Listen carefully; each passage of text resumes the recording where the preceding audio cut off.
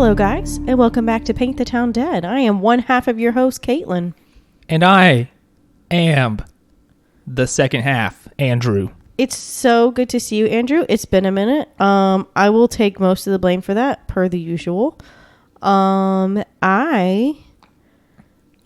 I was on call. I got called in a bunch. I don't remember what even happened. This past week has been a real haze for me. I got called in a bunch last weekend, and then Monday I had a work thing that night. Tuesday I think I was on call, Tuesday I started my colon prep for my colonoscopy, and then Wednesday I had my colonoscopy and was out of it. I can't remember what happened. Thursday you had something going on. Yeah, that's right. I did. And then Friday, I don't know. You had something. You had food poisoning.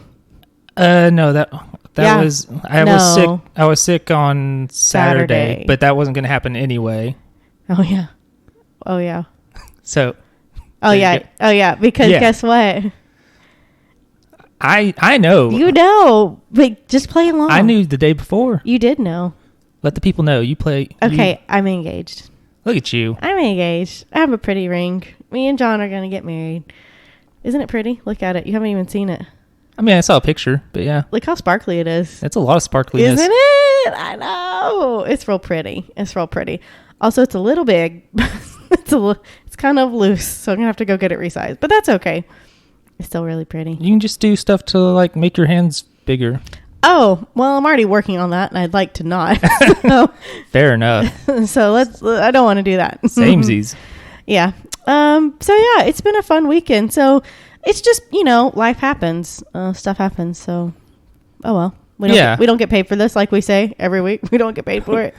We like doing it. We just, if it doesn't happen, it doesn't happen. And life stuff is more important generally. Yeah, we don't, since it isn't a job, we don't work around the life stuff very hard. We're not like, well, this thing might happen, so let's do it 4 days early.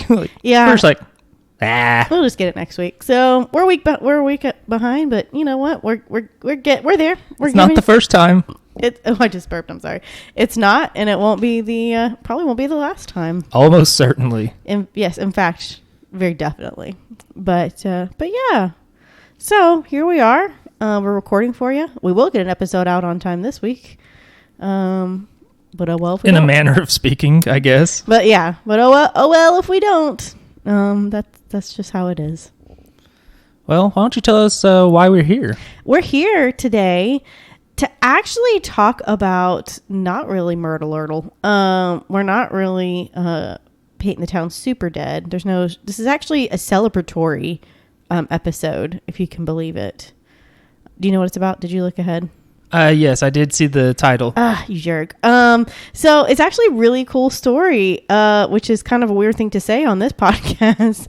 And I just thought it was a really good story. And I was like, you know what? I want to tell it. And even on our list, when Andrew, I think, had added it, and next to it was like, not sure if this is the right podcast for it, but it sounds cool anyway. So I was like, let's do it. We're going to do this one. And that is the story of Reeves. Bass. It is Bass? It is Bass. But how do you know? I've heard other people say it. Okay. Bass Reeves. I wasn't sure. And I couldn't find anything that had Bass versus Bass. So Bass Reeves. In my experience, people's names, it's Bass. Okay. Like Bass from Mega Man. Nope. Or Bass from Dead or Alive. Nope. He's a wrestler. Oh, okay. But yeah. Okay, we'll go with Bass. The only other ones I can think of are my dumb examples there. Okay, that's cool. Plus, the character of Bass Reeves will be highlighted in a new Netflix movie called The Harder They Fall, which looks pretty cool. Has a great cast. Delroy Lindo, who you might know from Gone in 60 Seconds, Cider House Rules, Sahara. He was on an episode of This Is Us and The Good Fight, which is a newer show.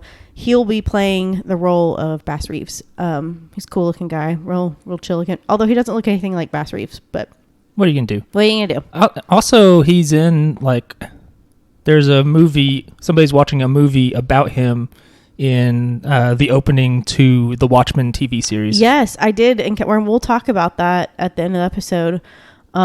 There's a lot of stuff. But anyways, let's get right into it. Let's talk about Bass Reeves. So Bass Reeves was born July 1838 in Crawford County, Arkansas. He was unfortunately born into slavery and owned, I put in quotations because you can't really own another person, owned by William Steele Reeves, who was a farmer and Arkansas state legislator. Were you going to say something? You took a breath. I was just going to say, I mean, he was owned. Yeah. That's messed up. Yeah. But, I mean, yes, he was born in slavery and owned. But it's messed up. It was a real problem for a long time. A long time. And the scars of it continue to this Still day in continue. many ways. Yes. Despite people's intentional naivete on the subject. 100%. Yes. So Bass was named after his grandfather. And this is why I thought his name was Bass, is because his grandfather's name, Bass, but it was Basse, Washington. And so that's why I thought it might be Bass. That could be like old different spellings, or maybe it's Basse. Basse, Washington. Yeah. Okay, but either way, Bass was named after his grandfather, Bass Washington, and he took the last name, Bass took the last name of his owner, as many slaves did at the time. So Bass Reeves, his owner was William Steele Reeves. A lot of slaves took their owners, is it surname? Is that surname? Surname, yes. When he was able to work as a kid, Bass was initially put to work as a water boy. But when he was older, he was transitioned to work as a field hand. And in 1846, when Bass was about 8 years old, William Reeves moved his home, his farming operations, and all of his enslaved people to Grayson County, Texas. So as he grew up, he grew into a very well-mannered, likable young man and was an impressive 6'2", so he was a big boy. William Reeves's son, George, would later make Bass into his valet, bodyguard, and personal companion. So they're pretty tight. George would follow in his father's footsteps and become a sheriff and legislator in Texas, and was at one point the Speaker of the Texas House of Representatives. But then, of course, the Civil War broke out, and of course, Texas sided with the Confederacy, and George Reeves went to battle, and he brought along the enslaved Bass with him.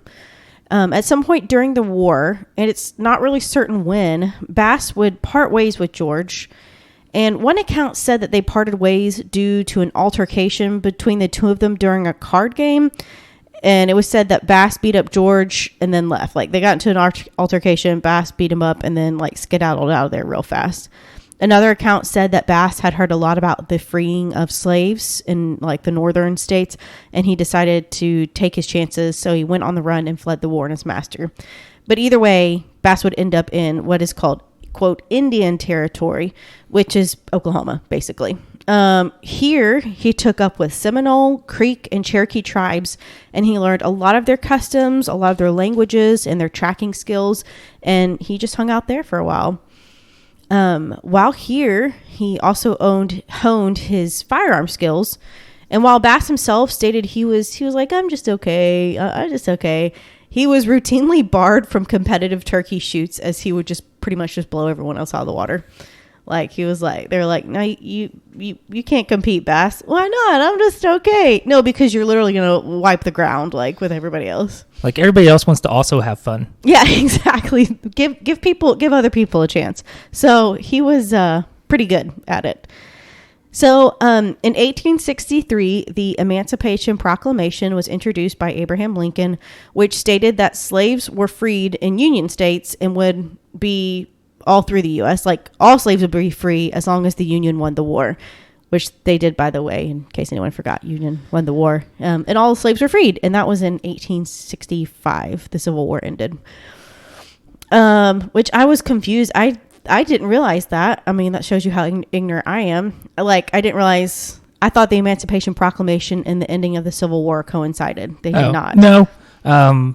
Yeah, so, like, when people will say things like, oh, it wasn't about slavery, a lot of times they'll say, oh, the Union wasn't doing it to stop slavery, which they weren't to start with.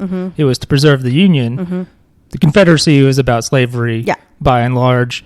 But, so, yeah, it wasn't until the Emancipation Proclamation that ending slavery became a stated goal of the Union. Yes.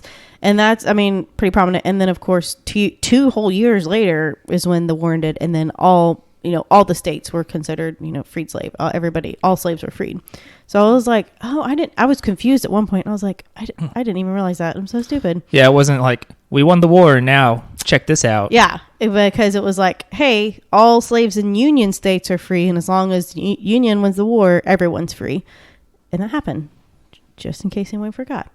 Okay, so with this new ruling, Bass left the Indian Territory, Oklahoma, which he had been staying in, and as a fugitive, basically. So he made his way to Van Buren, Arkansas, which is like pretty much where he is from. I think Van Buren and Crawford County. Van Buren is in Crawford County, if I'm not mistaken. I think I read that. Double check my facts, Andrew. He's Googling right now. I know Crawford is in northwest Arkansas, so you're probably right. Okay. Are you checking it? I'm trying to. Okay. So he made his way to Van Buren, where he purchased some land to farm and ranch. You looking up? And yes, Van Buren's there. Okay. So that's kind of like where he grew up anyway, at least for the first bit of his life. Excuse me. So in 1864, Bass married Texas native Nellie Jenny, and the two immediately began a family on their farmstead. And they actually would end up, over the course of some years, end up having 10 children together. 10 children. That's a lot of kids. 5 boys and 5 girls. And I was like, oh, that's cute. Arguably 10 too many. Yeah, arguably so, yes. That was also when you were like, you were breeding your workforce exactly, to some extent. 100%. And so then, of course, the 13th Amendment was passed in 1865 when the war was won, and this freed all enslaved people, as we said before. So during the time on his farmstead, Bass would sometimes serve as a scout and guide to the U.S. deputy marshals as they went into Indian Territory on business for the Van Buren Federal Court, which had jurisdiction over the Indian Territory. So he kind of lived this life for a while, farming and then acting as a guide sometimes, until May of 1875, when the Federal Western District Court was moved to Fort Smith, Arkansas, which is like, we've been to Fort Smith a lot here, so we're back in Fort Smith. Yeah, it feels like it's been a while. Yeah. It seems like that was more of an early days location. It's been a minute since we've been to Fort Smith, but we're back here again, this time in the distant past. So anyways, it was... Federal Western District Court was moved to Fort Smith, and Isaac Parker, which we all know, aka the hanging judge, was appointed federal judge for that area. And he was known to be kind of a strict guy. Allegedly, he was hang happy. I saw something saying that he was not as hanging as you would think, but I haven't looked into it enough to say one way or the other. Yeah, so allegedly he was very hang happy, and known as a very strict judge who was like bringing down the arm of the law in this area. So again, we haven't done any episodes on Isaac Parker, which we probably will in the future at some point because he's an interesting character.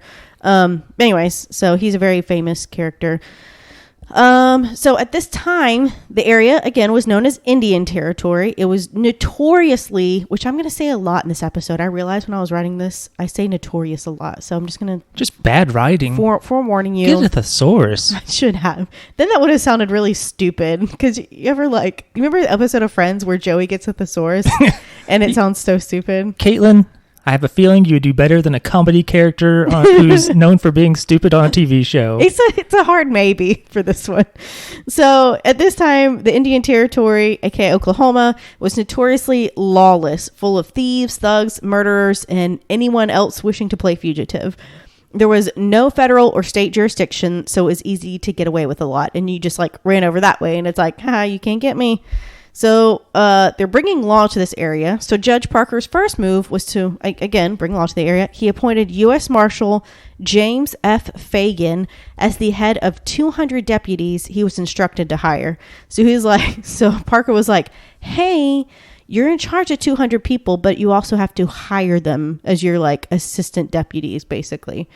So Fagan had heard of Bass and his familiarity with the area and the customs and the languages of the Native Americans in the territory. So he eventually recruited him to be one of the selected 200. So Bass became a U.S. deputy for the Western District of Arkansas. This move would make Bass Reeves the first black deputy to serve west of the Mississippi. So it's like, yeehaw, get him, man.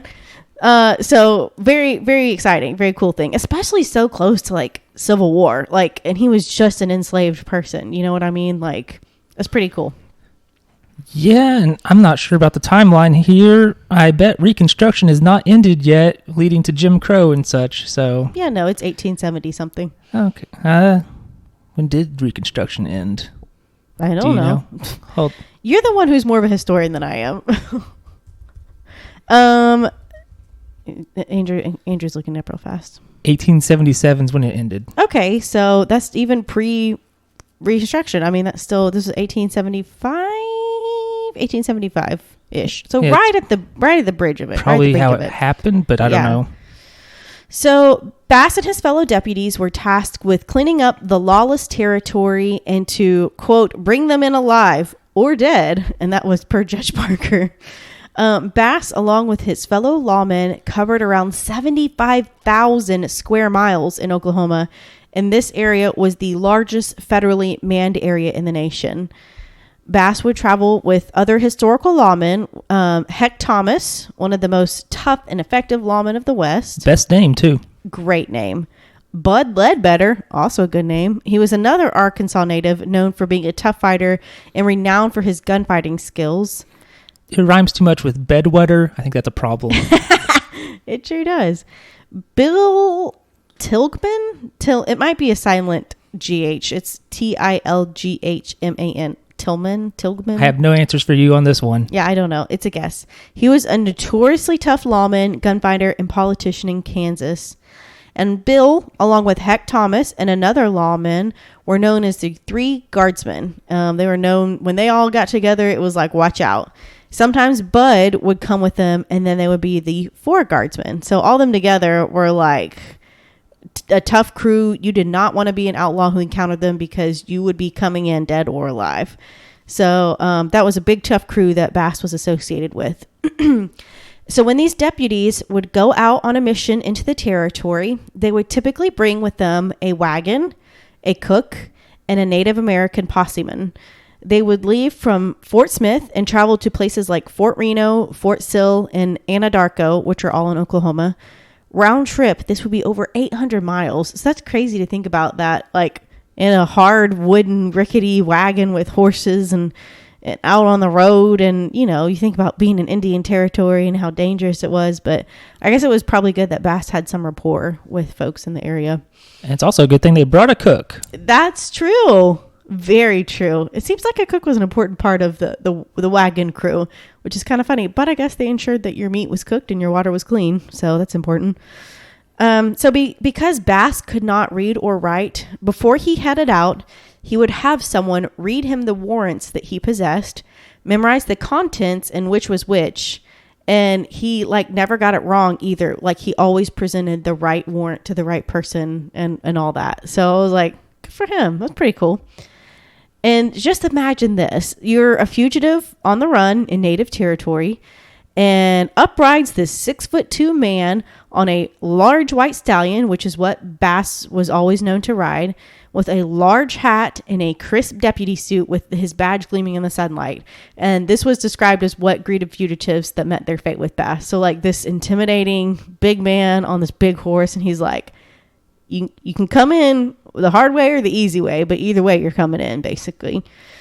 So he was described as polite and courteous. He was known to take he was known to take a disguise or two and an alias when the occasion called for it. So like sometimes he would present himself as a cowboy, a farmer, a gunslinger, or even an outlaw. And he always wore 2 Colt pistols, butt forward for fast draw, is what it said. He was also ambidextrous and so he could shoot perfectly with either hand, basically. And he stood out for his accurate and deadly aim. So even, from when he did the turkey hunts to even later, his aim was just spot on. And it was said that Bass would leave out of Fort Smith with a pocket full of warrants and return a few months later with just a herd of outlaws in tow. And he was always be paid well. He would spend time with his family for a while and then set out on another mission to go capture more outlaws, which is Old West, just a good old lawman. It sounds like the Old West of movies rather than of history, where it's really boring. Yes, it sounds like movies. Well, not boring, but... Yes, but it does sound like the movies, for sure. So many tales followed Bass in his time as a lawman, and I'm going to tell you a couple of them now. Some of them are kind of, this first one's kind of lengthy, but it's fun. So one story states that Bass was pursuing 2 outlaws in the Red River Valley near the Texas border. He's said to have gathered a posse and set up camp about 28 miles from where the 2 outlaws were said to be hiding with their mother. After studying the terrain and making a plan, Bass disguised himself as what they called a tramp and hid his cuffs, pistol, and badge underneath his clothes, and then set out to confront the men at their mother's home. So when he showed up at the house, he was just adorned in these old tattered clothes and shoes. He was carrying a cane. He had this big floppy hat on that had 3 bullet holes in it. And the woman of the house, she answered Bass's knocks. He told the woman he was in pain and his feet were aching after being pursued relentlessly by a posse that put 3 bullets through his hat. So after asking for a bite to eat and some shelter, the woman invited him in and gave him food. And while he was eating, the woman regaled Bass with the story of her 2 outlaw sons who were on the run, and that they all 3 should go ahead and join forces. So Bass did not see any signs of the men, so he feigned weariness, and the woman allowed him to stay and rest. As the sun was setting, he heard a loud whistle from beyond the house somewhere. Shortly after that, the woman went outside and responded with her own whistle. And not long after that, 2 riders rode up to the house, and the woman talked at length with the men outside. Then the 3 of them came inside, and the woman introduced her sons to Bass. And after discussing their various crimes together, the 3 decided, yeah, it's a good idea. Let's all join up. So when night fell, the 3 men bunked down in the same room. But Bass feigned asleep, but he stayed alert as he watched the other 2 men drift asleep. And when they entered deep slumber, Bass got up and handcuffed the men without waking them.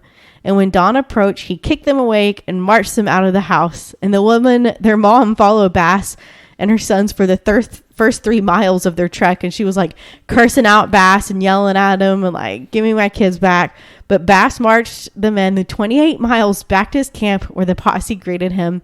And when the outlaws were delivered, Bass collected the $5,000 reward, which I did look up, and it's over $100,000 in 2021 money. It's pretty impressive. That's gotta suck if you're those outlaws. You're like, man, we got a new guy. We're gonna be unstoppable. We're gonna be the best trio of outlaws the world's ever heard of. And then the next day, you're just like, wait, I trusted the wrong guy. But that just shows you how convincing he was in any role that he played, whether it be a big, tough lawman or just a little beggar guy who was just down on his luck, just looking to form a posse with some folks. I mean, I thought that was a funny story. So another high point of Bass's career was apprehending a notorious outlaw named Bob Dozier, who was a prolific farmer turned criminal. And everybody, I read a little blip on him, was they don't know why he became a criminal because his farm did really well. It's just he wanted to be a criminal. That was it. So he was known as a jack of all trades when it came to committing crimes, as they covered a wide range of crimes, including horse theft, holding up banks, robbing stores and stagecoaches, land swindles, which I tried to Google, and Google was I don't know what you're talking about. So I'm thinking it's where you say you have the deed to a parcel of land and you sell them the deed, but it's not actually parcel land, and then you steal their money. That seems like that would make sense. Yeah. It feels like it'd be a lot easier to forge documents back then. Yes, in a way. Yeah. I saw a thing called a swamp swindle, and that's what happens in Florida. People are here's a great piece of Florida land, and it's in an uninhabitable swamp area in Florida. And then they take your money. You say uninhabitable. Cajuns call that sort of land home. No. Or Creole, whichever one. Yeah. So, and murder. He also murdered people. Bob Dozier did. Oh, probably should have led with that one. Yeah. Caitlin. He was murdered too. Because he was unpredictable, he was also hard to apprehend because of that. So many lawmen did try, but were unsuccessful. Until Bass, of course. So Dozier eluded capture for many months until lawmen tracked him into the Cherokee Nation territory. After refusing surrender, Bass killed Bob Dozier in an accompanying gunfight on December 20th, 1878, and ended the reign of the notorious Bob Dozier. So in the midst of Bass's prolific career, he faced his own charges of murder. In 1887, Bass was charged with murdering one of the posse cooks. He faced the severe hanging judge himself, Judge Isaac Parker, And the story was that they had like all been sitting around and Bass was cleaning his weapon when it accidentally discharged and killed the cook. Bass was represented by a well-known attorney, U.S. Attorney W.H.H. Clayton, who was a colleague and a friend. In the end, likely because of his stellar track record and his friendship with a judge, Bass was acquitted of the crime. Which, I mean, it also could have been because he was actually innocent. That is possible. But also it doesn't help. It kind of helps that you're BFF with everybody in that area. So in 1889, possibly 1893, I think it might be 1893. I found two different dates. I'm leaning probably towards 1893 because I saw it on two different things. Bass was assigned to Paris, Texas, where he went after the notorious Tom Story gang. They were a gang of horse thieves. He waited along the route that the band of thieves were known to frequent and surprised Tom Story with an arrest warrant. The outlaw panicked and drew his gun, but Bass, being the exceptional marksman he was, got to his gun first and just shot the man dead right there. The rest of the gang disbanded, and they were never a problem again. I guess that happens when you see your leader get shot down right there. They're like, I'm going to rethink this life of crime, I think. This horse thieving's no good. Especially when Bass Reeves is on your trail. Yeah. So in 1890, Bass arrested a notorious Seminole outlaw named Greenleaf, who had murdered 7 people and been on the run for 18 years. That same year, Bass went after the famous Cherokee outlaw Ned Christie, and Bass and his posse caught up with the outlaw, cornered him in his cabin, burned the cabin down, but the outlaw still evaded capture somehow. And I don't know if he was ever captured. I couldn't find that, but I was like, foiled. So close.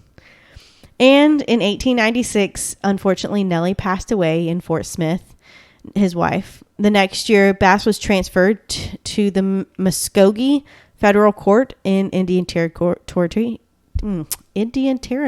aka Oklahoma. And in 1900, he married his second wife, Winnie Sumter. I love that name, Winnie. It's weird to think that Oklahoma wasn't a state until the 20th century. 1907, I think. Yeah. I think it was 1907 when Oklahoma became a state, because we're actually going to talk about it. Oh, cool. So the stories of Bass Reeves are almost all tall tales at times. Like, they're just so, like you said, it's like the movies, and are something straight from the Wild West. But one of the toughest hunts of his time occurred in 1902 when a warrant was served for his own son's arrest. And the story goes that Bass had just delivered 2 outlaws to U.S. Marshal Leo Bennett in Muskogee, Oklahoma, and arrived to the terrible news that his son had an arrest warrant. His son Benny had been charged with murder after killing his wife in a fit of jealous rage. The warrant had been lying on Leo Bennett's desk for 2 days, but the other men were kind of reluctant to take any action on it. They were like, well, this is Bass's son. What do we do? Do we wait for him? And he came through, and although shaken, Bass requested to take responsibility for finding and apprehending his own son. And 2 weeks later, Bass arrived with his son in tow and delivered him to Leo Bennett. And his son was tried, convicted, and sent to Leavenworth Penitentiary in Kansas.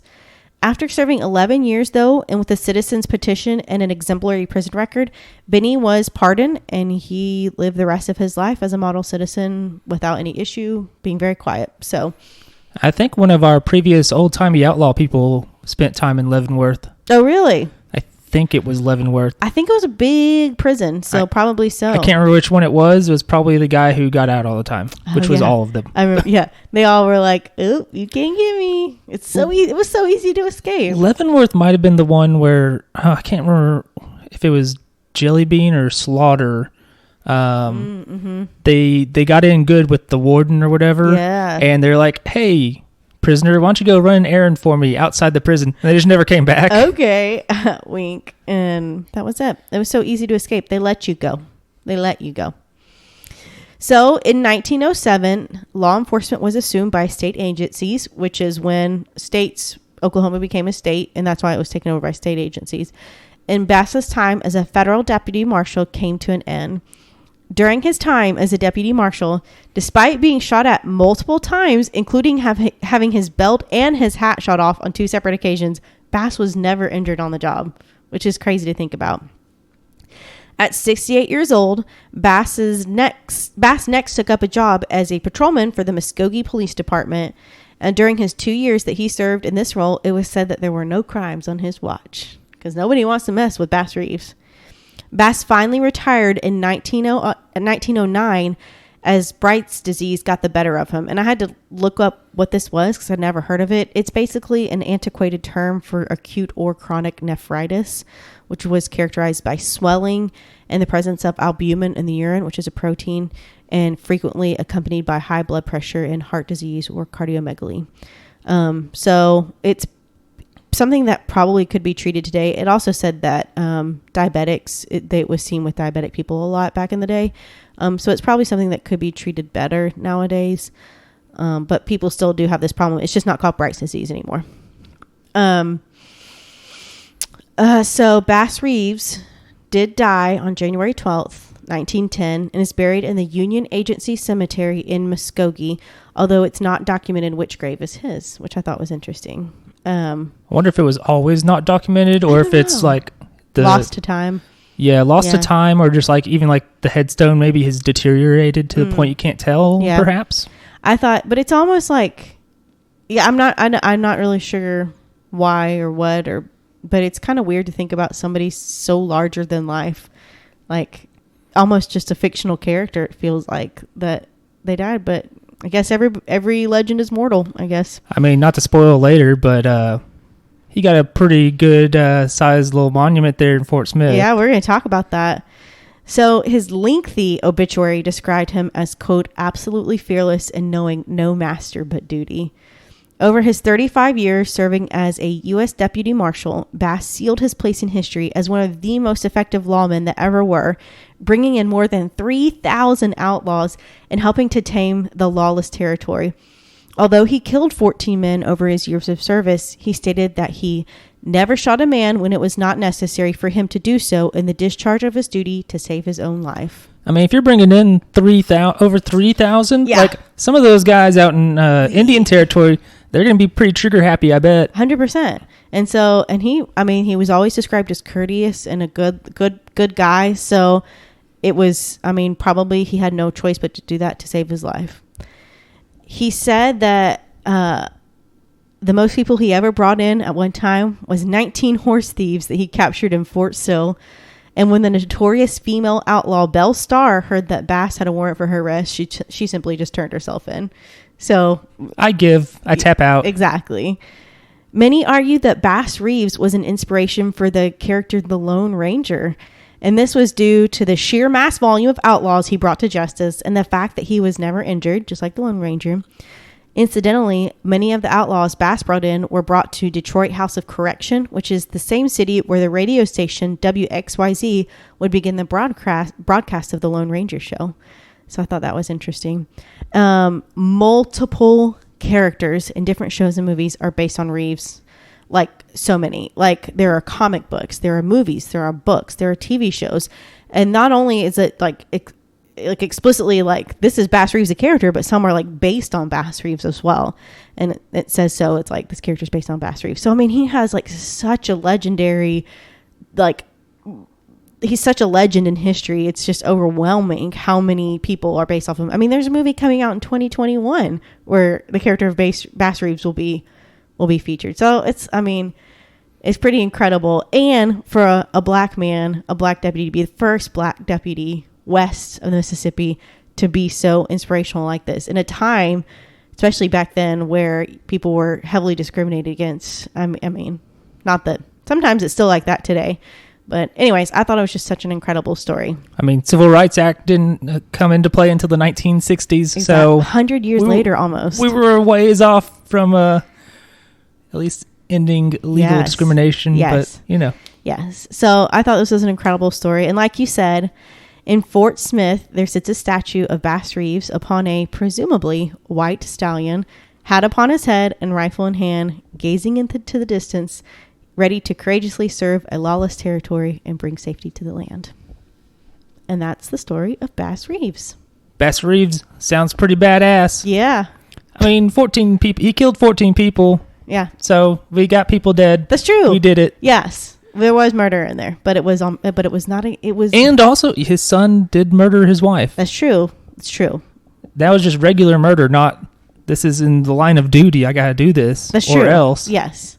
So I guess okay. We got one. We held up to the name. We're good. We're good. Yeah, not like whichever one we didn't. I forget. There was one where nobody died. I can't think which one. Christy from Fort Smith. Yeah, Christy okay. from was it Fort Smith? No. It might have been actually. Oh, no. Now that you mention it. Yeah. So yeah, there's a story. Hope you liked it. Yeah. Why don't you first of all guess how many Star Wars is? 2. While you look that up. 2. You're wrong. It's just 1. It's the Bad Batch. Okay. How's it going? It's still pretty good. Okay. Nothing has happened where I'm like, nope, not on board anymore. Okay. All right. Like the worst was that episode where it was like the Bad Batch themselves were in it for like 30 seconds, but that was still like a good episode. Mm-hmm. Though I'm not sure anybody would care unless they had seen Rebels, because it was a character from Rebels that it followed. Oh, okay. I'm still looking, by the way. Oh, you're still looking? Yeah, it doesn't say on our show description, so I have to go back and look on my computer. Oh my gosh. Anyway. Yeah, Christy, I think somebody, they did, the guys who abducted her, they had committed a murder, didn't they? Oh, yeah, they did kill somebody. There's one you did, though, where nobody died at all. Died. Which one was that? Somebody tell us which one it was. Somebody's out there, like, yelling at us because they probably just listened to it. It was this one! They're like, you idiots, what's wrong with you? Why don't you remember anything about your show? Don't be so mean. Christy, trying to Larry figure Porter this Chisholm. out. Was it Larry Porter Chisholm? I think it was Larry Porter Chisholm, because they did try to kill that police officer, but he survived the gunshot. That's what it was. And Chisholm got away and all that stuff. It was Larry Porter Chisholm. It was that show. Nobody died. Episode 66. Check it out. It's a pretty wild story. It's a good one. That's a good one. Oh, let's see. What do I have to talk about, Andrew? I think I talked about my most exciting thing that's happened lately. That's for sure. That's why we led with it. Got a pretty ring. Rodney Alcala, which is a very famous serial killer. He was, some of you might know him as the dating show killer. He was from the 70s. He appeared on an episode of the dating show, something like that. He appeared on an episode of that and actually won that show to get a date with the lady. And then it came time for the lady to go on a date and she was like, no, you're weird. So good for her. But anyway, Rodney Alcala died this weekend. 70, said of natural causes he died. So yeah, the world's a little better of a place without him. I mean, it's not worse without him. You know? It's also a little better that speck of evil isn't in the world. I mean, he is in prison. I'm not too worried about it. It's not 1901 or whatever. Well, I'm just glad he's gone. He was a blight. People like that are blights. There's a wrestler who has horrible pneumonia right now. From the COVID? They said it's not COVID related. Suspicious. It's RSV? It's what's it called? It's the pneumonia where you get something in your lungs, like food or something gets aspiration pneumonia. That's what it's called. He's got that. Is he 80 years old? He's like almost 40. Aspiration pneumonia happens a lot with old people. Yeah, I don't know how this happened. Unless he got like totally blackout drunk, puked and choked on his puke some. I don't think he drinks. He is like ridiculously shredded. That's weird then that somebody so young would have aspiration pneumonia. That's odd. Yeah, I just bring it up because he's been out so long that he missed his main event show he was supposed to do in the Tokyo Dome, but they got a replacement. I suspect COVID. I mean, I'm sure they suspected it as well. I suspect because it's been a while. They were like exactly. I suspect. Well, I mean, it was a while after. They're like, he's sick, and we don't quite know. It's COVID. And we have they've had COVID issues before in New Japan, so they would have said the Olympics are going on right now. Yeah, I don't care. John is an avid Olympic watcher, and even his best friend was here yesterday. He had a surprise little party here at the house whenever we got back after he proposed to me.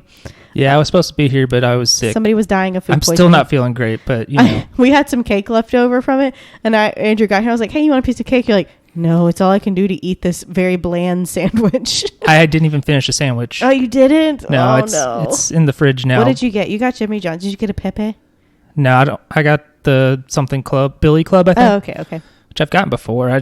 I just don't have any appetite. Yeah, that sucks. Which is weird because I usually have too much appetite. I feel that.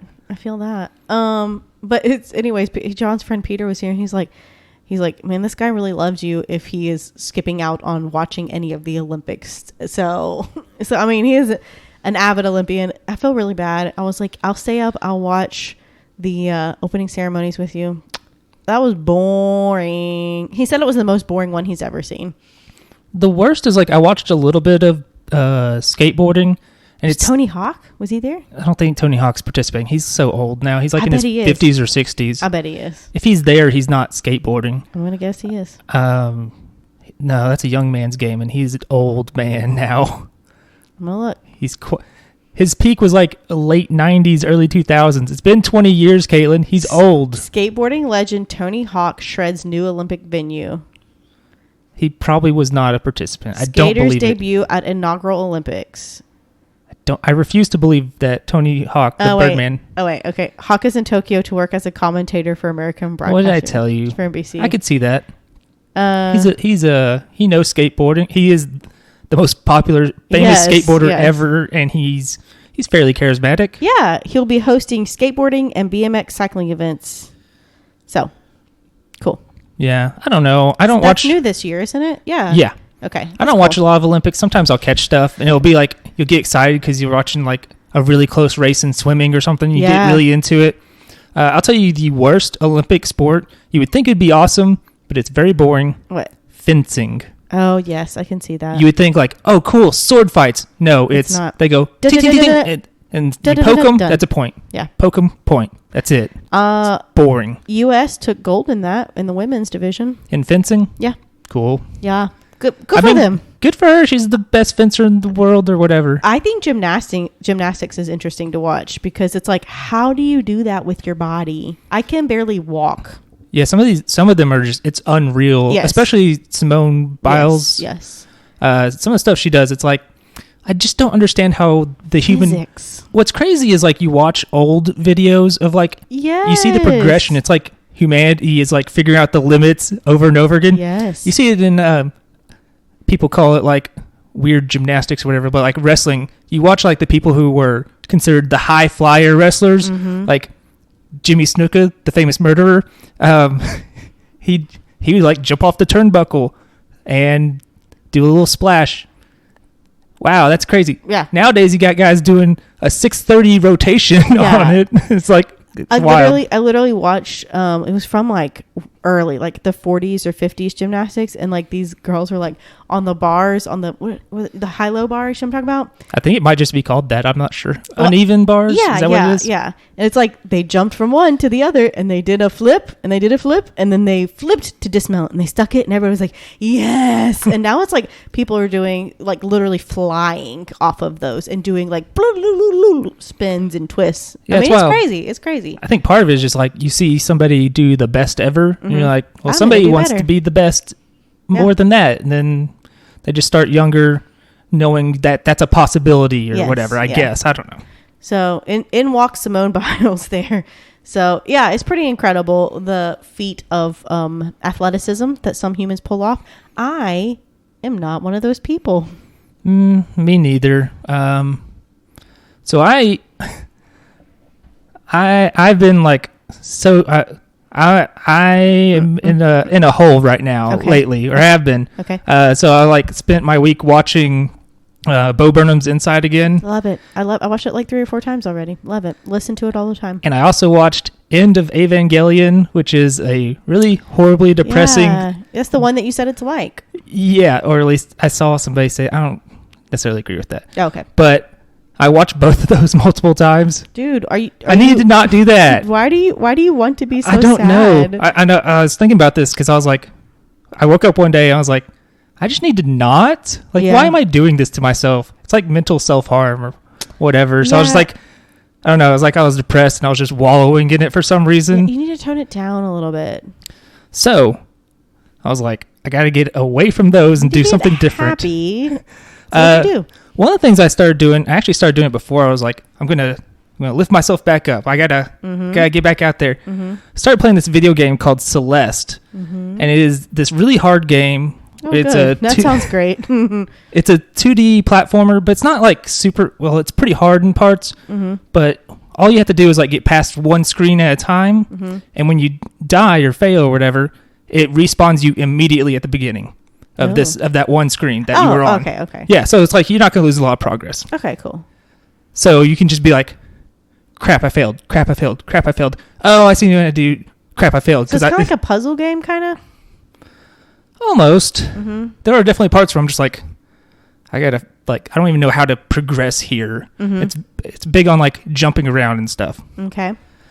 And it's kind of coincidental that I started playing this game because the whole story is about confronting anxiety and depression and being a better person. No, it's not. It is. How funny. One of the other characters is literally like the dark version of yourself who sometimes chases you down. It's like the story is like trying to climb this mountain essentially, and she's just like, you can't do it. What are you doing? Why are you even trying? No. And so and it's also, again, climbing a mountain, metaphors for getting over stuff. Yes. It's really weird. Wow, that is weird. Yeah.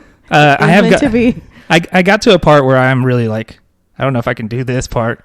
Hard? But then it just makes me think of the part in the game. I'm going to spoil part of it. I don't care. None of y'all are going to play Nobody's playing it. None of you people are going to play this. And there's a part where you fall off the mountain completely. Oh. And your character's just like, I guess she was right. I can't do it. Yeah. And so then you have to like pick yourself up and get back up there and confront your dark version of yourself, which was a real son of a bitch of a thing to do in that game. Yeah. There were some parts where I was like, this is horrible. Yeah. But it's very good. And it's really weird that I'm playing it right now. That is weird. I have considered there is an assist mode where it makes it easier because there's a part where I'm like, I don't even know what I'm supposed to do. But I don't want to do that, Caitlin. I got to keep going. I got to keep fighting. But you know what? It's okay to accept help too. I know, right? I helped that one dude in that game. Okay. Well, it's also okay for you to accept help. I'm saying. As your character. It's okay for you to accept the assist. It's okay. Yeah. It's okay. It's okay. I might. Well, I like turned on the assist because so I could get back to that part. We keep saying assist, and that's the name of one of our pieces of equipment in the cath lab, and that's all. It's like you're like, I keep turning on the assist, and I was like, I only turned it on once because I was like, I just wanted to get past that one part because it was really difficult. I just wanted to get back to the part I was at, so I could then stare at it and go, I don't know what to do now. Yeah, but I don't want to give up. The old lady told me not to, and whatever. There you go. But you can do it. Also, since I am like trying to not be wallowing in depressing media, I watched season 2 of I Think You Should Leave, which is a comedy sketch show with Tim Robinson. Tim Robin? I forget his name. There's some. It's the guy very from the funny. Shawshank Redemption? No, that's Tim Robbins. Oh, okay. There's a lot. It's like every other sketch show. There's some stuff that's like the funniest thing ever, and then stuff you're just like. Sure wish these 5 minutes would go away now. You're like, yeah, that was boring. But it's very funny. Like, there's the part where he's getting heckled on the road. And they're like, can you even drive? And he's like, no, I can't. I don't understand how any of this works. There's a lot of better stuff. But you had to be there. Yeah, it's very funny. More importantly, Amazon Prime put just now, like the other day, put on Garth Marenghi's Darkplace. What is this? It is one of the best TV shows I've ever watched. It used to be on YouTube for free, and I think it is still. It's only 6 episodes. I guess it wasn't popular enough for anybody to be like, let's copyright strike that. Why did they have that on YouTube for free? Yeah. It's on Amazon if you want to watch it there. It's basically a fake TV show. And it's about this guy who is he's like a schlock horror writer. A what? A horror writer. And the stuff he writes is bad, essentially. Oh, okay. Schlock. And he's like this delusional creator. He thinks he's like the smartest, best guy ever. And so the whole concept is like his show never actually aired. And so he's gone back and he's like, they're finally ready to have this show air. Because before, back in the 80s, it was too raw. Okay. And it's one of the funniest things I've ever watched.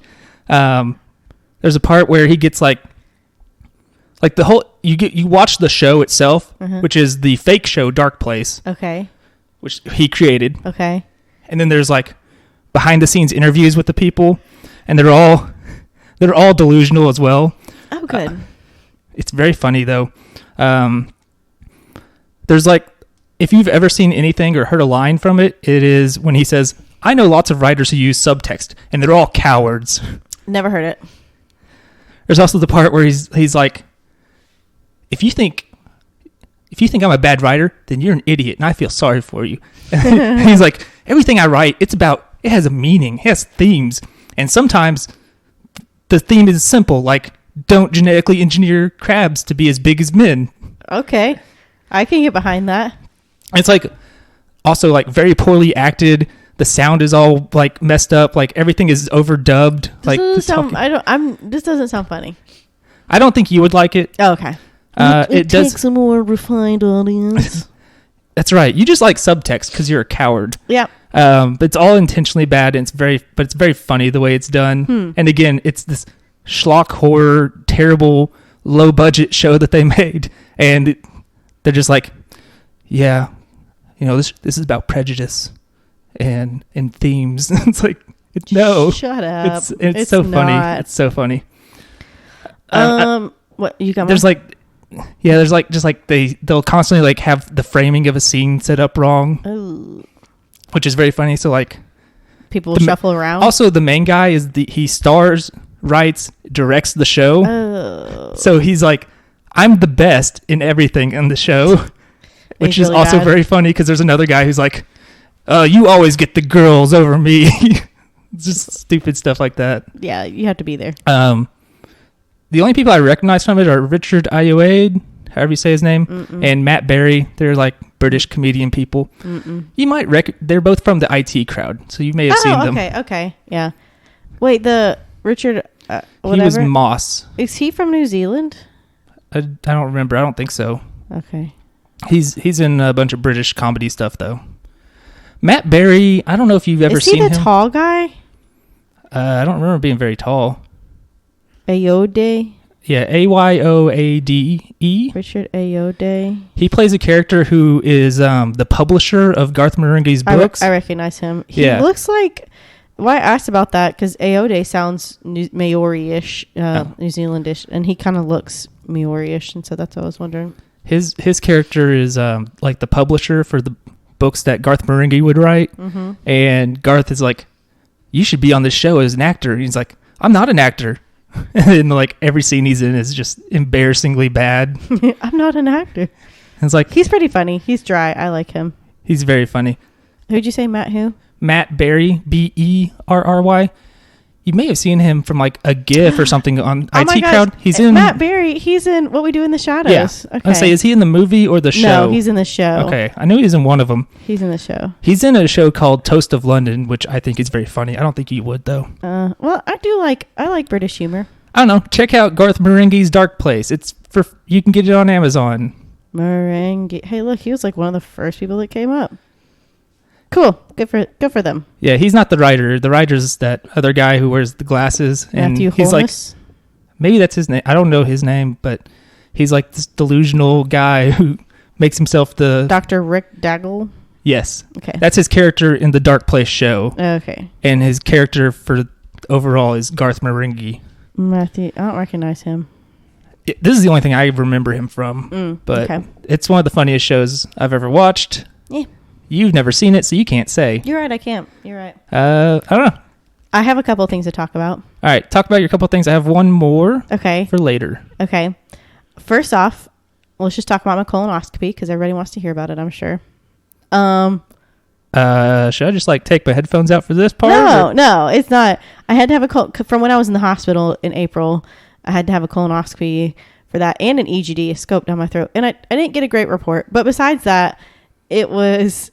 the prep for it, you have to have a clean colon to do this, and so you have to clean out your colon through medicine, and it's disgusting and it's horrible, and you have to have clear liquids the day before, which is also just, I wanted to die. And the liquids you can't have any like blue, red, or orange, or purple. And I was like, so I can have yellow or clear. Great. It's very exciting. And then the day of, I was pretty nervous. But let me tell you, first off, the medicine they give you is the medicine that killed Michael Jackson, which is, it's fine. But it's because, yeah, it's fine. It's fine. It's in a controlled environment there, so it's totally fine. But let me tell you, they're like, okay, turn over to your left side really far. So I turned over, and I'm still clothed, like I'm fully clothed. And I remember looking at the clock, and I was like, okay, it's 1:02. I'm going to remember what time it is because I know what this medicine does. I know I'm going to forget. It's 1:02. It's 1:02. And then that was it. That's the last thing I remember. And then I was waking up, and I was like, what year is it? It was the best sleep I've ever gotten in my life. It was like I blinked and it was done. I mean, I literally remember looking at the clock. It's 1:02. I remember what time it is. And then I woke up in recovery. And they're like, hey, are you awake?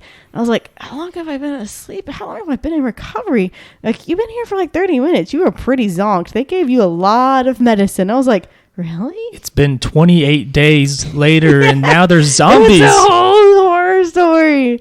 No, but that medicine was just, it was incredible. I don't know what I was nervous about because I remember absolutely nothing. But I do have got some unfortunate, there's just some stuff to deal with later, but that'll be okay. I'll take it as it comes.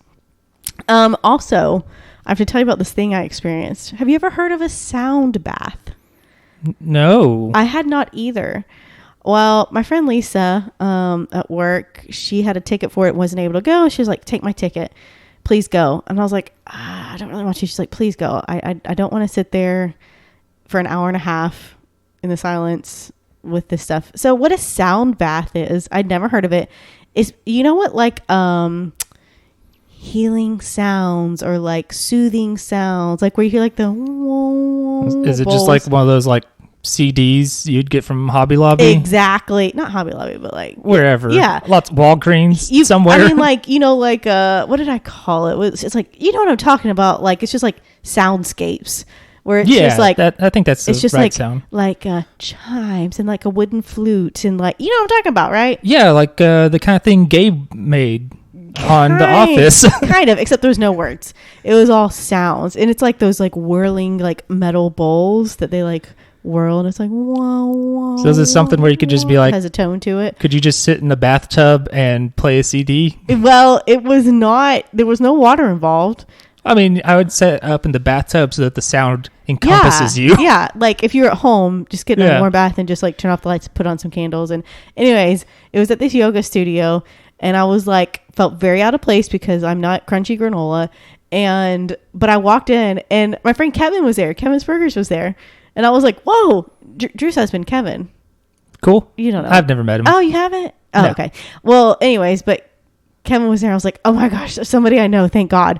And then two of their friends, two that I know, friends from their group of friends that I know were also there. And I was like, I am so happy there are people here that I know, because I know nobody and I feel horribly out of place. And so I get on the yoga mat, and I'm laying down, and it's on a hardwood floor, and it is not comfortable. And I'm like, I have an hour and a half of this.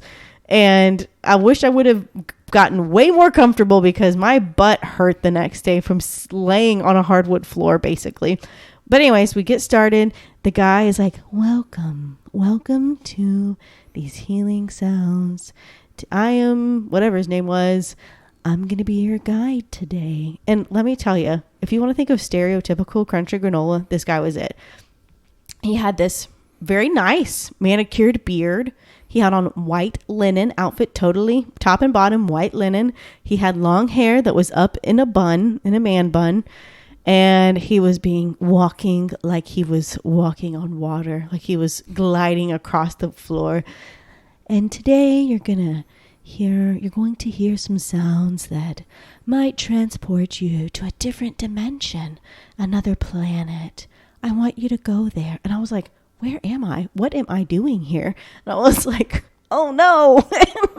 I was like, they're all going to smoke like ayahuasca and like trip acid. And sounds like you're being brainwashed. I'm not kidding. I did think this guy looks like Charles Manson. That thought went through my mind. And he had a swastika on his face? It was weird. No, he did not. But he said it was the old-timey version the of peace it. one. Yeah. The Irish thing or whatever it was. India? I don't know.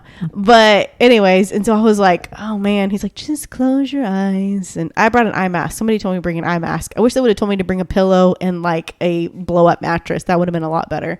But anyways, I'm laying there and I'm not kidding. I listened to rain to fall asleep anyways, like rain's thunderstorm sounds.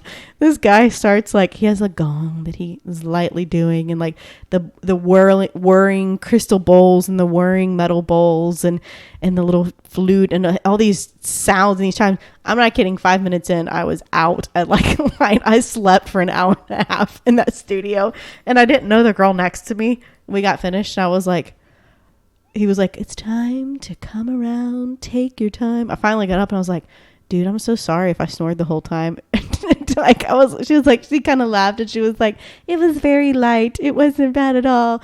And I was like, you're very kind for saying that. Thank you. Cause I know it was like probably the whole time. It was nice. It was a great hour and a half of uncomfortable sleep though. Cause I would kind of come to and hear the sounds and I was like, oh yeah, soundscapes. Let's go.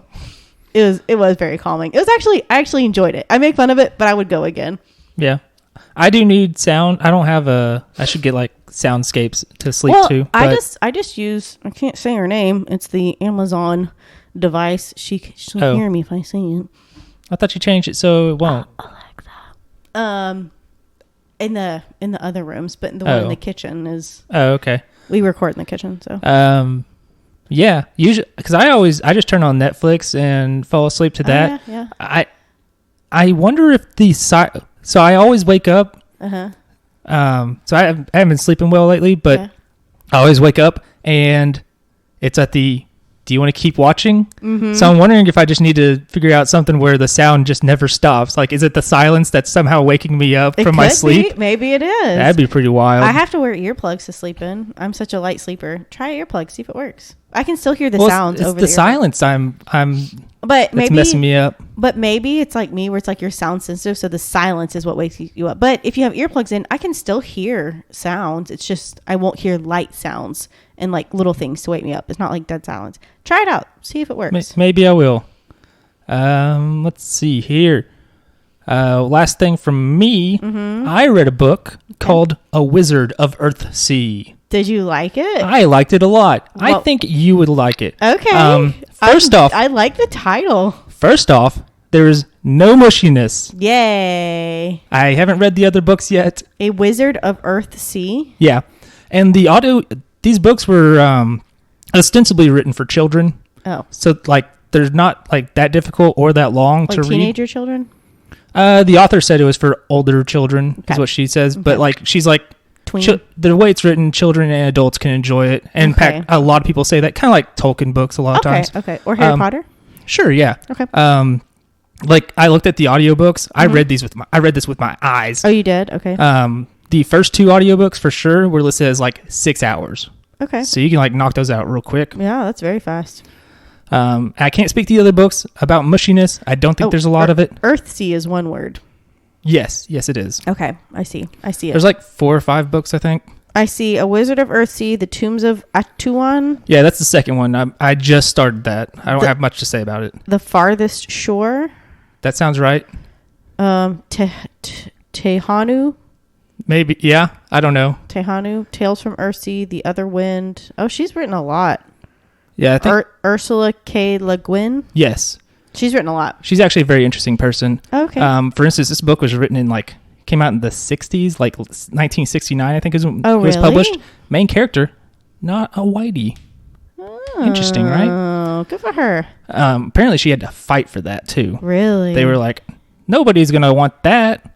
And now it's like a very popular book. Huh.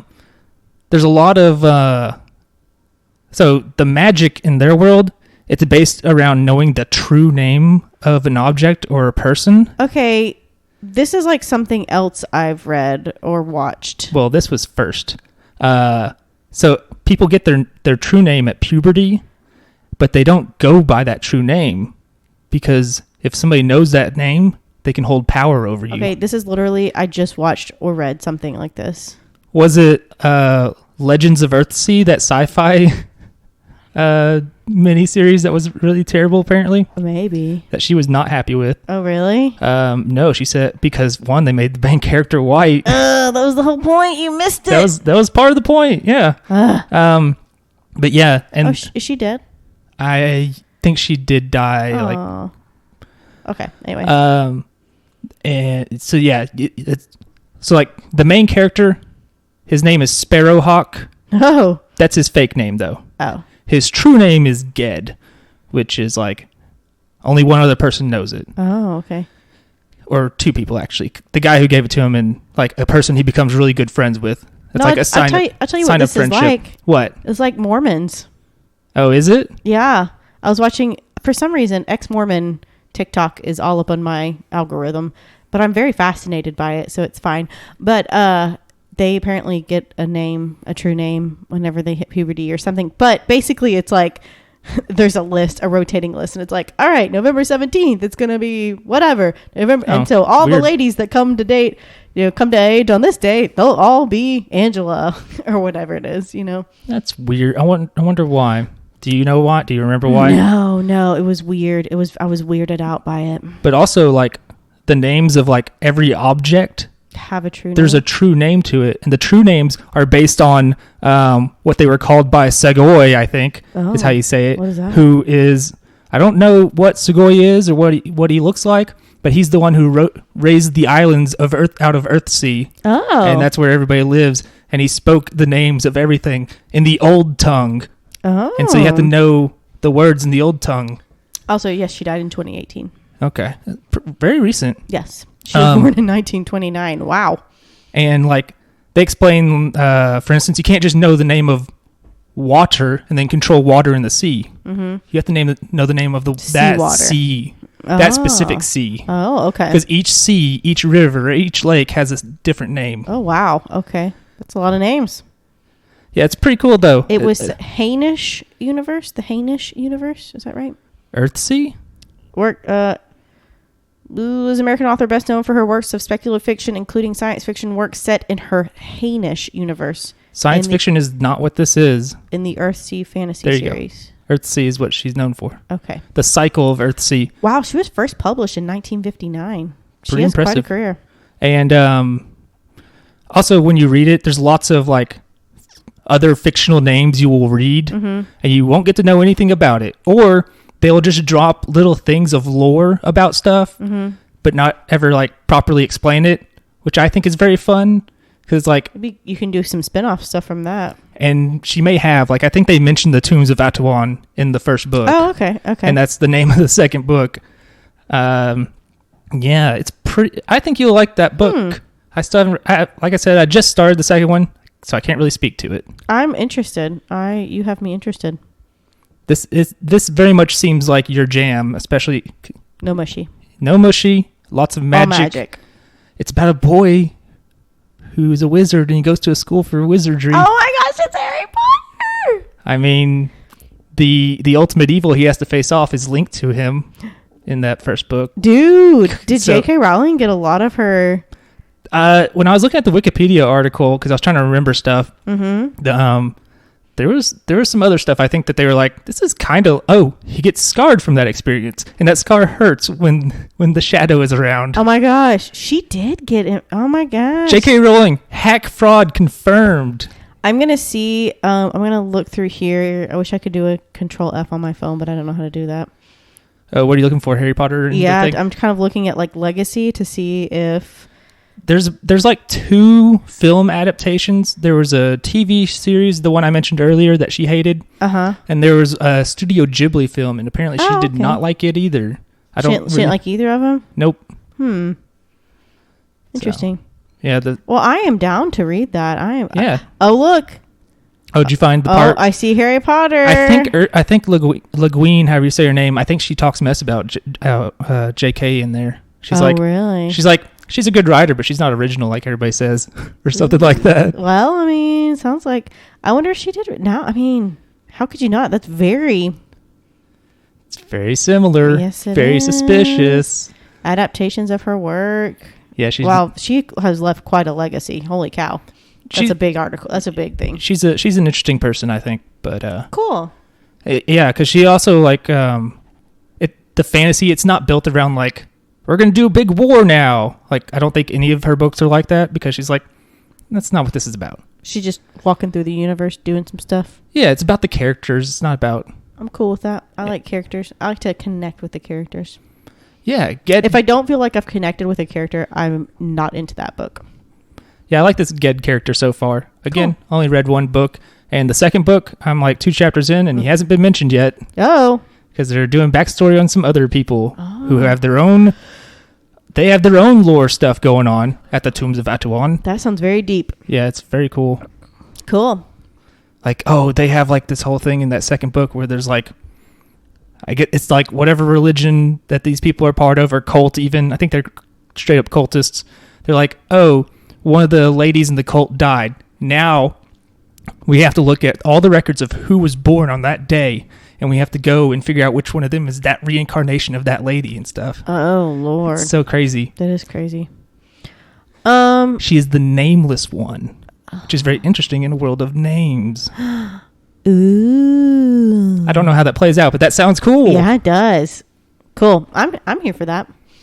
Also, real quick, because we're running out of time, let's talk about Loki. Loki finished. What did you think? I liked it. Best TV Marvel so far. I liked it too. I would say, honestly, probably Loki, WandaVision, Winter Soldier. That's where I would go. Soldier, yeah. Agents of S.H.I.E.L.D. Oh, see, I never watched that. But I like the magic part of Loki. And it's really, it's setting up for, there will be a season 2 of Loki. Spoilers, by the way. We're just going to straight up spoilers. Oh, yeah. There will be a season 2 of Loki, it said at the end credits. Yeah, that was cool. I did not know they were doing that. I didn't either, so that's cool. I heard that Sylvie won't be back. I heard that. I don't know if that's true or not. Cannot confirm. But I heard she will not be back in the second season. But all of this is definitely between all the mind stuff, like WandaVision, Doctor Strange, the Multiverse of Madness. Yes, it's beginning. And then what is the new Spider-Man movie called? No Way Home. And so that kind of, somebody was like, oh, well, it's because he's stuck in the multiverse or something. And then of course now you have Loki with all his magic. What if they do multiverse and they just kick Tom Holland's Spider-Man out of the MCU and now he's stuck in the Venom universe that Sony started up? So is Venom separate from Spider-Man? Yeah. I liked Venom. I really liked it. It's kind of whatever. I thought it was funny. I was not expecting it to be funny, and it was kind of funny. Yeah, it was okay. I like that part where you jumped in an aquarium and just had at it. Yeah. Just eating, but yum, yeah. Yum, yum. 2 best parts of Loki. Mm-hmm. All came like towards the end. Yes. There's the part where you see the Thanos helicopter, the famous Thanos helicopter. Why is that famous? Because it's goofy and weird. It's like, because it's from a long time ago before Thanos was like as big a deal as he eventually became. Oh. And he's like, it shows him flying around a little yellow helicopter in a comic book, and it's got Thanos written on it. Just big letters. Okay. I was wondering where that came from, because I did see the helicopter. I was like, it says Thanos on it. He even, like he gets taken down. He's not a galactic threat the way he is later. Huh. That's weird. And then also the part where, what did I hear him called? Loki Dial, when he bites off President Loki's hand. Oh, yeah, that was good stuff. That was good. All of that was good stuff. I loved classic Loki a lot, and I loved him when he was like building that whole city. And now, and John made the point, he was like, well, now our Loki knows what he's capable of. He's been taught how to enchant now. He's been shown that you can literally create a whole city like from your mind. And he's also learned that he can kiss himself. Then it's true that you're funny. So I mean, it's like it's setting him up for Loki to be quite the character, that to reprise roles in quite a significant way as quite, especially if him and Wanda team up with Doctor Strange, you got some serious mind power going on there. Or if they all fight each other, that would be intense.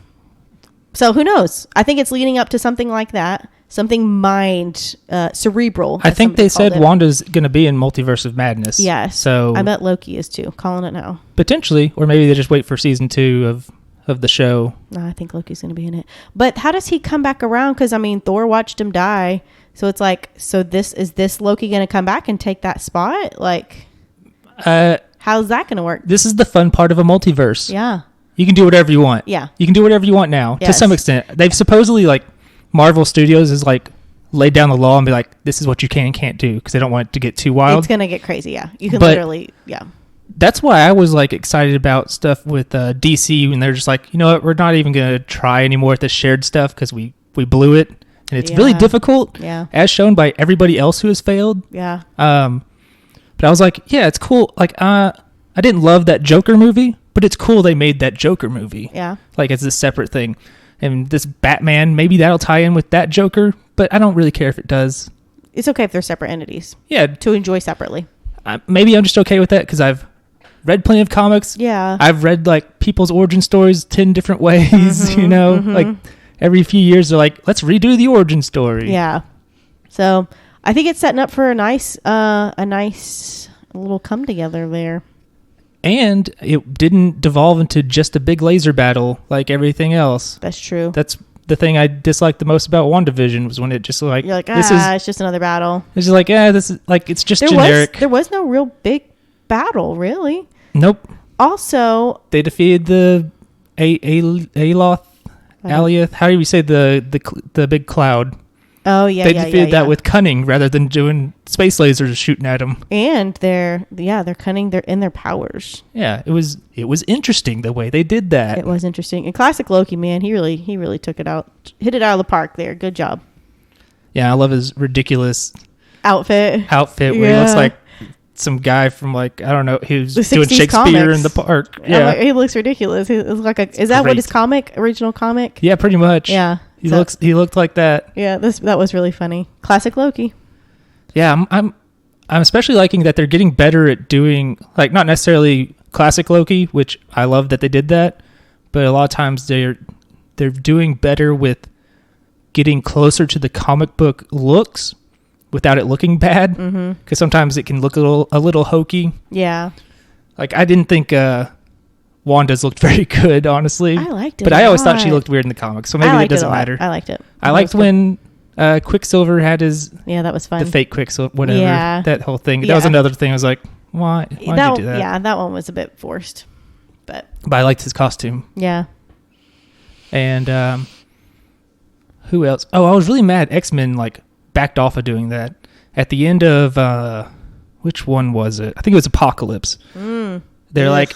They were all in very X-Men comic book looking outfits. Yeah. And then the next one, they're like, nah. We'll go back. I think it might have been Days of Future Past they did that. But yeah, I was like, no, we're going to go back to like, they're just wearing regular clothes or black leather. Like, cool. Yeah. Well, that's about all I got. Me too. I'm going to read Tombs of Atuan. Listen, tell me how it is. I'm very interested in that. I have a credit. I might actually like physically read it though. Yeah, they're not very long. I think I looked at it, was like 200 pages. Again, yeah, this is only 6 hours. 6 hours for audiobook. No, like that's nothing. Yeah. Okay. I think that's it. It is for me. It is for me. And it's too bad none of you can ever know my true name. Because I don't trust none of y'all. I don't trust none of y'all. Okay. Pointing at Caitlin. I don't trust none of y'all. That was so aggressive. Okay. Guys, thanks so much for tuning in. We appreciate it. This has been Paint the Town Dead. We probably next week won't have an episode because I'll be out of town. That's very potentially true. Yeah, yes. So just a heads up. I'll be out of town, so probably won't have an episode until the following week. It means there's more time for me to either work on the episode or procrastinate on the episode. You should do one of the episodes that you said you're going to read a book for. Maybe. I challenge you. Maybe I should. Okay, guys. This has been Painted Out Dead. We drop episodes whenever we feel like it. Maybe a Tuesday, maybe not. Usually a Tuesday. Yeah, a Tuesday. Usually a Tuesday. I don't know. You get notifications on your phone when it drops. It's fine. It's fine. So, guys, thanks for tuning in. We appreciate it. You can catch us on Instagram, Paint the Town Dead, Facebook, Paint the Town Dead. Wait, I'm doing it backwards. Facebook, Paint the Town Dead. Instagram, Paint the Town Dead, all one word. Twitter, PTTDpod, and you can email us at pttdpod@gmail.com. We also have a TikTok that we've done absolutely nothing with, but you can follow us on there if you'd like to. Please be sure to subscribe on anything you can, rate 5 stars anything you can, like anything you can, share anything you can. Any interaction you have with us helps us, and we greatly appreciate it. And yeah, that's about it. We drop episodes when we feel like it. Maybe a Tuesday, hopefully a Tuesday. We'll see. Ideally a Tuesday. Doomsday of Atuan. Okay. Is the next episode. I don't like that. But guys, thanks again for stopping by and for supporting us. We greatly appreciate it. And we'll see you later. Goodbye. Like and subscribe if you liked my terrible pun. Yes. Or also even not. if you don't like it, please do. If you didn't like it, then you really need to subscribe. And get more of these puns. That's right. All right, guys. Have a good week. We'll talk to you later. Bye.